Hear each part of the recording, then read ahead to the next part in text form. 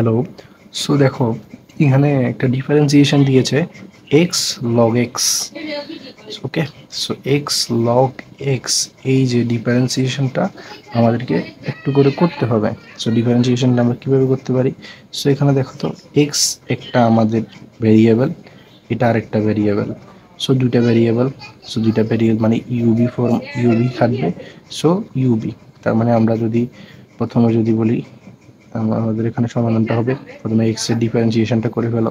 X এর differentiation করলে হবে 1, আর লগ এক্সটা আমাদের থাকুক, প্লাস আমরা এক্সটা রেখে দিচ্ছি, লগ এক্সটা 1 বাই, এখানে হবে লগ এক্স, মানে হচ্ছে ln এক্স 1/x হবে।